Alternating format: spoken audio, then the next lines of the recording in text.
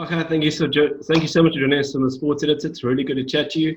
Always appreciate you guys' time because I know you're busy and got lots to do. So thank you so much for your time, Kwagga. I really appreciate it. No, thank you very much for speaking to me, and yeah, it's an honor to speak to you. Cool, man. Kwagga, the first thing, I know that your brother gave you that name, but now has he claimed any loyalties and thought, now you see, I've made you successful? Nah, he actually didn't. Yeah, I think when he was still so young that time that it was actually the first thing that came up into his mind, and yeah, ever since it stuck, and yeah, I'm grateful for it, and yeah, it's something cool and something different there. Yeah, it's a lot of character. It's awesome. It's absolutely unique. It's brilliant. But Kwagga, going through your career, you've gone through the ranks promptly.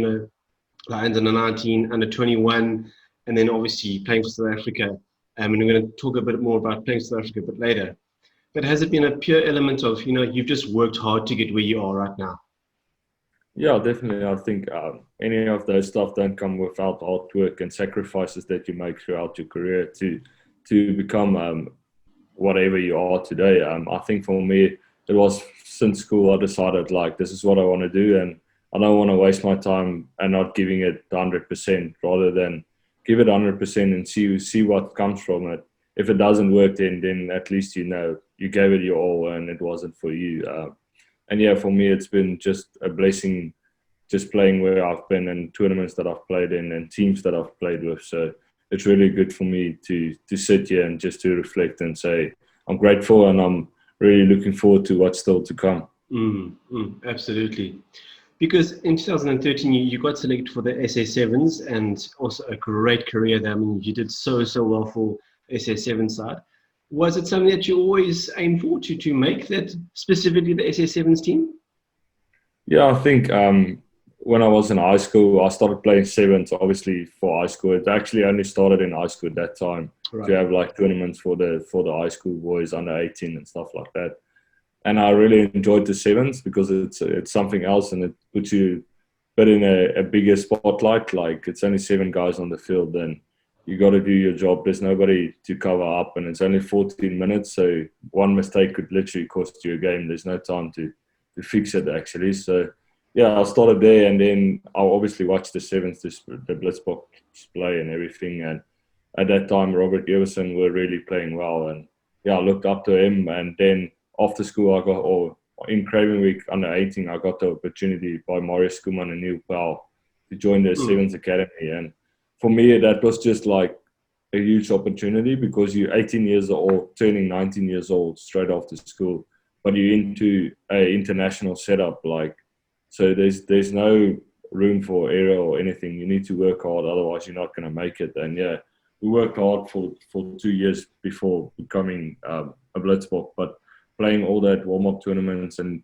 training with the big team, the Blitzbok team and everything, it's just made you mature so much quicker, because you're already in an international setup, which was really good for me. Do you feel there's a bit more pressure in terms of sevens to 15 men? Because you were saying there, like, you've got less time, less players, so you've got to execute the game plan almost perfectly every time. Is there a bit more pressure in that regard compared to 15 men?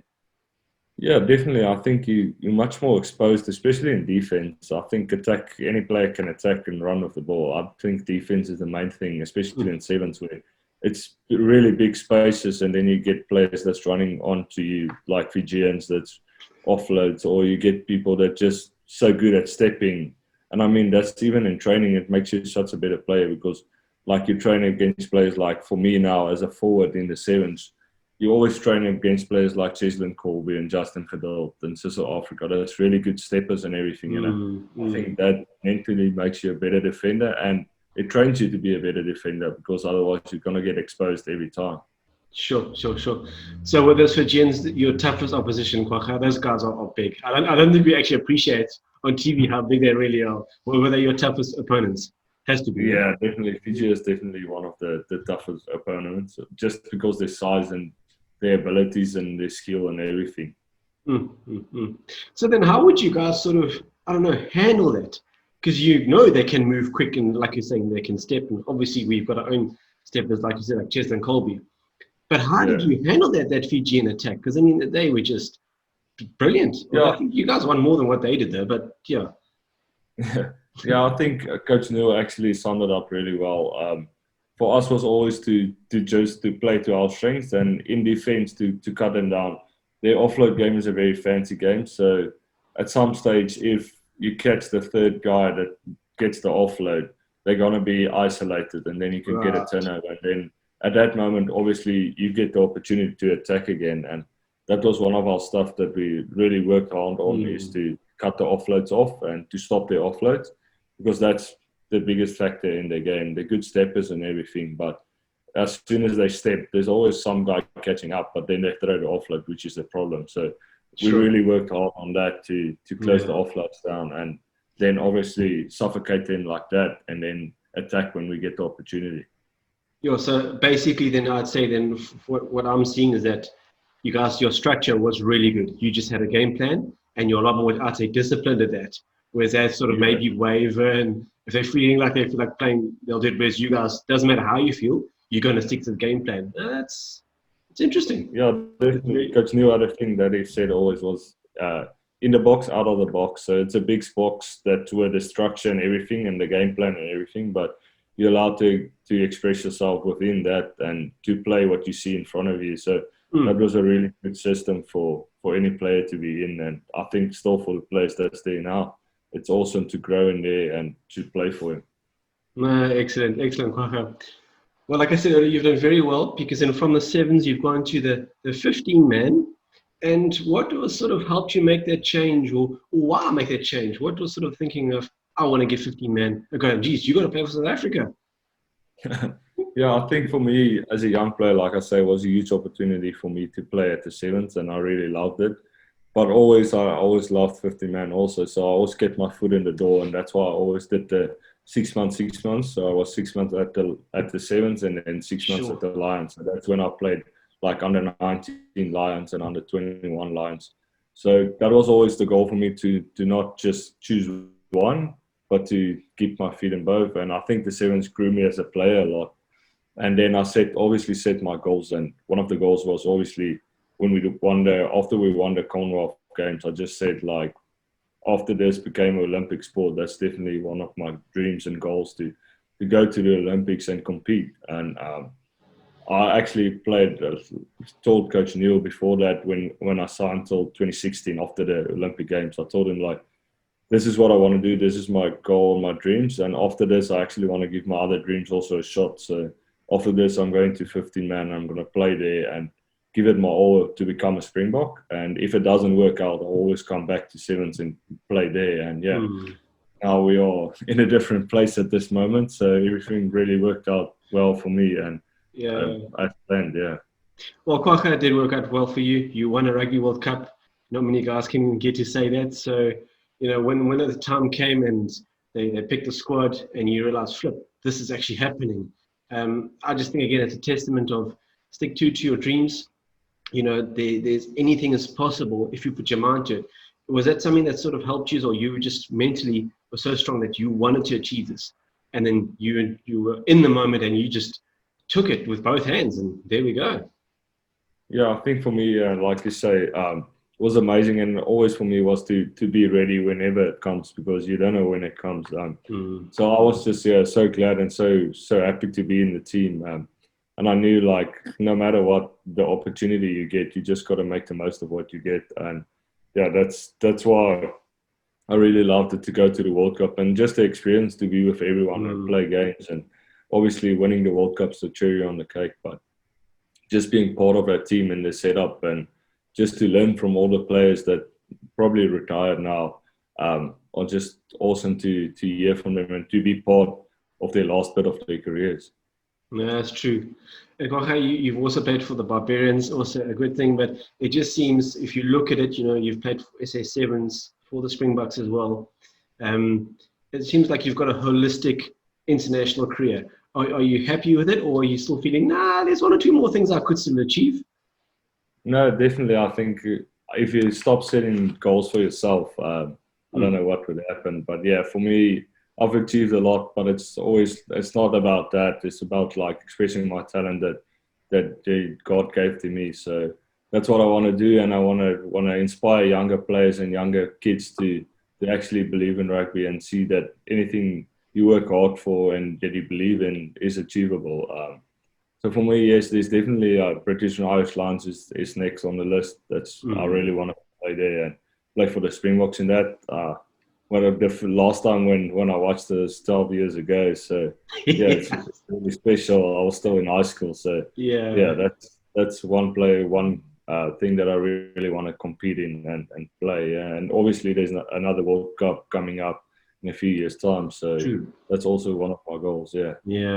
That 2009 British and Irish Lions tour was bone crunching. My word, that was those guys got stuck in. So let's hope, because I don't like what I'm hearing. Me too. Let's not jinx it. So I'm gonna keep quiet. I'm not gonna say anything. That's good. Wow. So you also aim for the next Rugby World Cup. That's brilliant, Kwagga. I'm glad to hear that. Because I think you absolutely a diverse flanker. You're brilliant at what you do, and I think you will do the dirty work, which is tough, but you do it. So it's excellent. Really, really good. So you touched a bit on the Lions there, and you obviously, like you mentioned, you were hungry for success.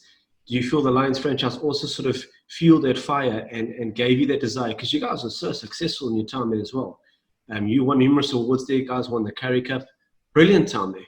Did they fuel your fire there, your desire to do well? Yeah, definitely. I think that's the thing for me. I started at the Lions at the young boy ages, under 19, and started playing there and just saw how the union has grown as a company and as players has grown and come through the system. And then when I got the opportunity to play Currie Cup, that was obviously one of the big goals for me also, is to play Currie Cup. And our first year we lost in the final against the Stormers down at Newlands. We lost that game in the final. And then the year after that, in 2015, was just, we have to win it. We can't just get to the final again. And won my first Currie Cup there, and that was really good. And then obviously back to the sevens, and then I missed 1 year because of the Olympics and everything. I missed 1 year of 15-man rugby.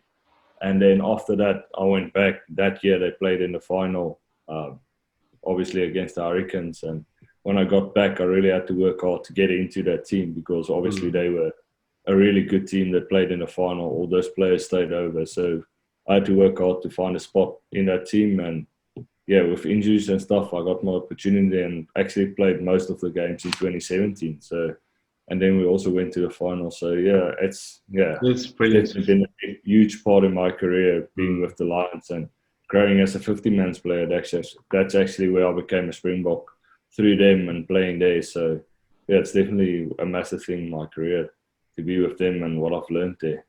No, it's good. It's good. It's awesome. And it just seems like there's a nice family vibe there.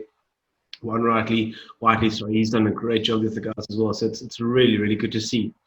But Kwagga, can I ask you a bit of a technical thing now? Because we're talking about the Currie Cup and even watch rugby, in England and all of that. These head clashes are getting really, really interesting. So if a player's running and he tackles a guy and he just happens to slip and he bumps the other player's head, the guy who slipped is more than likely going to get a yellow card because he's hit him on his head. Are those precautions good, or was it just being over-analyzed? Are they taking it too seriously? Because I know there has been issues with guys getting dementia and things like that. Big issues in world rugby. But in the same breath, accidents do happen. I mean, do the coaches have to relook at your tackle technique now? Do you have to get even lower, but then the tackler might even get hit on the head with the guy's knee? Where do you, I don't know, what do you do as a player? I mean, you slip and you hit a guy on the head, you've slipped. I don't know, what do you think? It's not your fault, actually. I mean, it's true. It's a really difficult situation at this moment because it's really, the refs are actually hammering on it so much. So it's so technical at this moment. I just think for me as a player, it is to try not to put yourself in that situation. Because that's the only thing you can do. Like, sometimes it's going to happen and something you slip or whatever, or the player falls and you head clash. And if you don't do it on purpose, it's obviously an accident. So no one would think you a dirty player or whatever. So, but I think it's really technical, and it's really difficult because sometimes in the situation it's impossible to get out of it. So I think they really need to have a look into what is actually happening, what happened before. Is it malicious or is it not? Because that's the main thing. If it's cynical, yeah, obviously, then it should be a red card. But if it's really something that was an accident, the guy slipped or both guys slipped and they head clash or whatever, they should really consider, oh, it was an accident. It's nothing. It's not a penalty or whatever, and just go on with the game. Yeah. But obviously, the player welfare is a big thing for World Rugby, and that's why they're implementing it.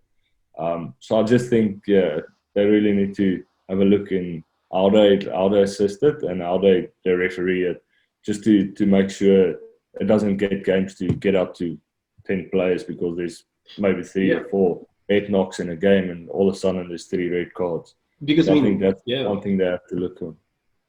Absolutely, because that can also be a serious game changer. You know, I mean, it happens. The guy's off for 10 minutes. It can literally swing the game, and he's saying, "But I didn't do it on purpose." I'm trying to play the devil advocate here, but I do understand what you're saying. Don't put yourself in that situation. Yeah. Don't, try and be technically correct as you can.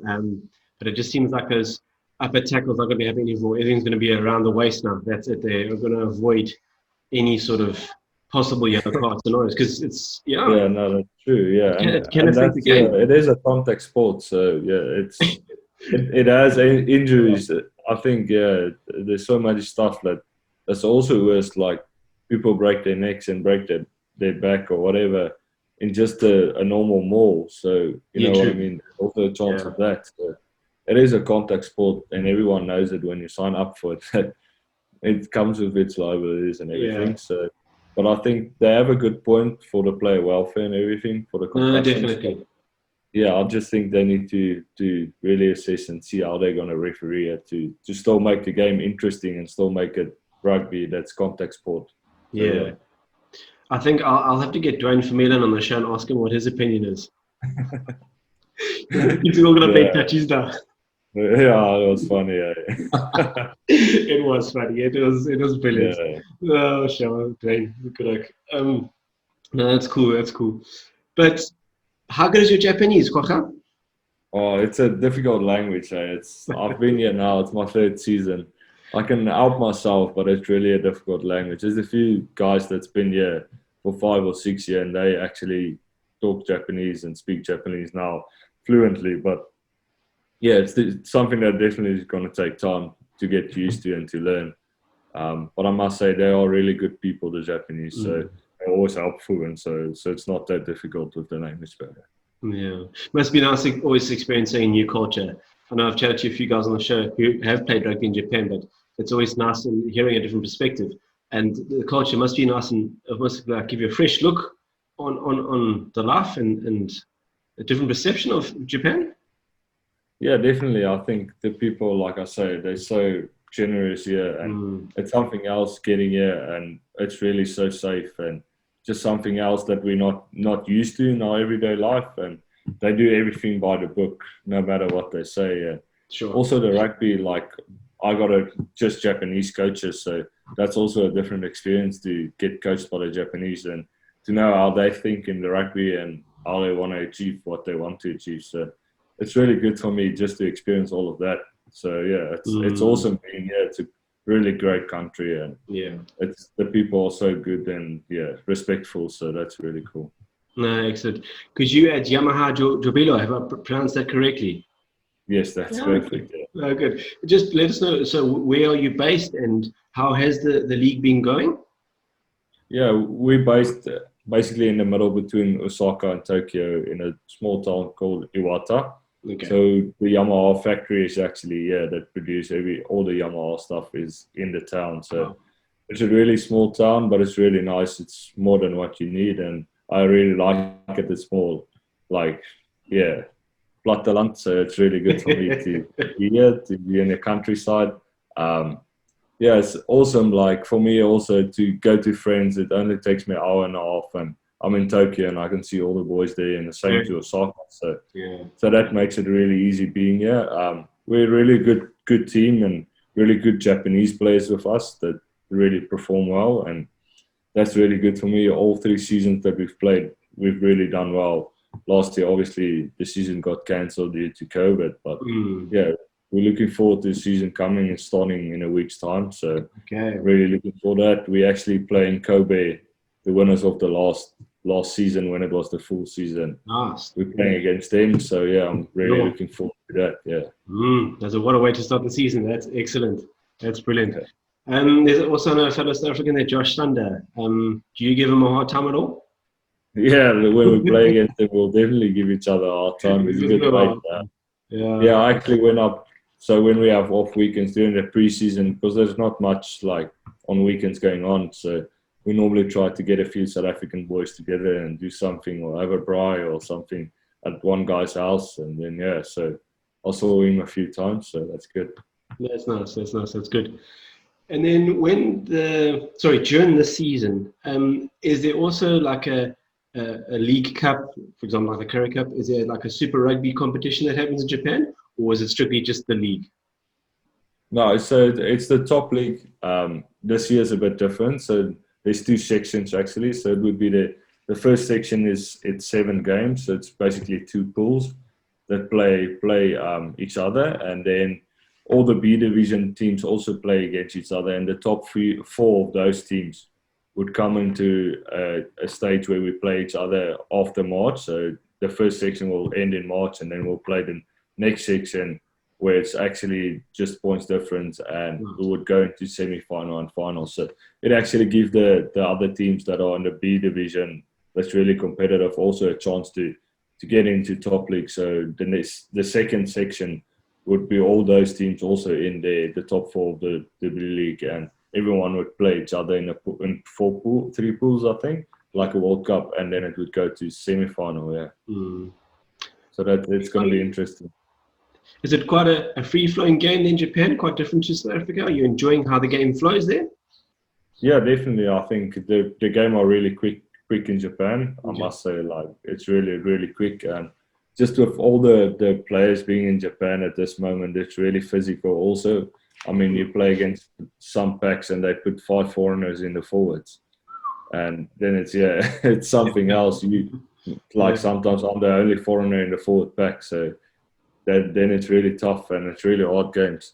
But I must say, I enjoy it. It's really competitive. Like, all the cap players that are in Japan are really good. I mean, Bowden Barrett here, Brody Retalix here, all those players, Kieran Reid, Michael Hooper. So it's massive names that are here that you're playing against. So you're still not playing Super Rugby, but you're still measuring yourself against some of the best in the world. So that's really, really good for me. And also, like I say, to play with the Japanese is also something else, just to understand their mindset in rugby, how hard they work. I must say, they're one of the nations that I've known just train the hardest. They really work hard.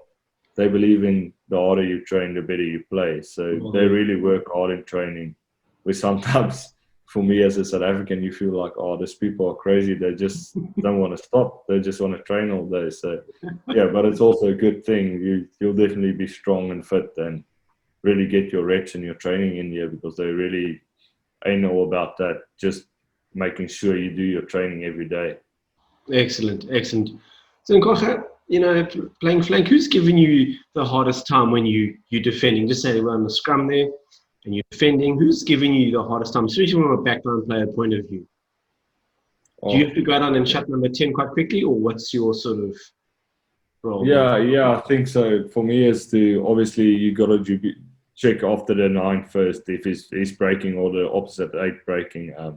So that's one of the things, especially if there's a 9 that's really quick off the base. That's one thing that's really difficult to defend if the 9 is really quick. So I think that is one thing that you like for me to make sure that I'm always out first to make sure I make the tackle, and then as soon as I get up and the ball is passed to number 10, it's for me to cover my 10's inside. Sure. So yeah, and then there's always opportunity then if there's a leg tackle maybe to get a turnover. So yeah, that's I like that really a lot. Yeah, so you're ready to pounce, Kwagga. That's brilliant. Kwagga, when the season is finished in Japan, are you going to look to come back play in South Africa, or are you just going to take some time off and then look to the next season? What are your movements there? With the COVID now, we don't know what's going on, but hopefully everything goes according to plan. for me is to finish up here, and then obviously if I'm in the squad for the Springboks for the British and Irish Lions, I'll go straight back and start training with them and hopefully play there. And after that, I think we already are talking about a tour to New Zealand to play them. And after that, it's the end of year tour. So I'll probably be not in South Africa, but with the Springboks still. Yes. The end of year tour. And then when that finishes, I'll probably come back and play the next top league in Japan. We're still waiting to hear when's that going to be. But yeah, like I say, everything's so uncertain. At this moment, I'm actually not planning far ahead. I'm just planning and hoping that everything goes according to plan. Yeah, this is true. We have to literally take it day by day. So game by game, we just hope we play as much games as we want, because that's the only thing this year. Like the 2020 that's been passed, it's the least rugby that I've ever played in my life. Wow. So we played those few games in the start with top league. We played 5 games. Then it got cancelled due to COVID. Then we had the long lockdown back home in South Africa. Luckily, I was there for that 5 months, and then came back. In now pre-season, I played 3 games. So actually, for me to play 7 games in 1 year, that's nothing. That's nothing. Compared to my previous years in my career. My word, that's crazy. Yeah, suck it. But I hope you've had some time to do your hobby. How's the off-road racing going? Yeah, no, definitely. For me, it was actually a blessing in disguise to be back home for that time. And I literally had 5 months at home, just staying on the farm and working on the farm, doing all my stuff that I wanted to do and I never get time to do because we're so busy in rugby. So yeah, it was awesome for me with my wife and my family just to spend time together. For me, my previous 6-7 years in the career, I never had time like that back home, I think. Yeah, true. The longest I had off actually before this 5 months was 1 month. Before that was the longest that I had off was a month. So for me to have 5 months at home was just amazing. No, it's excellent. Kwagga, you've obviously, like we've said before, you played sevens, you played for the Springboks, etc., etc. You've seen a lot of the world. There has to be 1 or 2 stadiums where you just walk in there and you feel, wow, this is fantastic. It's nice to hear the different views of the guys. Which stadium you played in and you thought, wow, this atmosphere is just incredible? Yeah, I think there's a lot of stadiums that's really brilliant. Cape Town is really, Greenpoint is really good with the sevens. When you play there, it's just, it's amazing because they fill it up. And I think also because it's all South African fans. So it's really brilliant. So it's really nice to play there. And then obviously Ellis Park also with Currie Cup finals and even the Super Rugby final that we played there was just, amazing atmosphere. And then overseas, I would say when I played for the Barbarians against New Zealand at Twickenham, that was really amazing. It was jam-packed Twickenham, and we really played a good game against the All Blacks. So that was really one of the greatest moments and stadiums that I've played in. Excellent. Kwagga, as we sort of draw to an end, just in terms of our conversation, I think the best way to sum you up is that you're just a person who works hard with no fear. Is that a fair assumption? Yeah, I think for me, as not being the biggest guy, as I was growing up, also playing rugby in high school and stuff, was to always work harder than the other players. And like you said, to don't have a fear for anything, and just give it all, because that's the only thing you can do, and just to use your talents and use your abilities, because sometimes it's better to be a bit lighter and be a bit shorter or smaller than the other guys, because there's obviously advantages to it, same as them having advantages, but just to use it to your maximum what you have.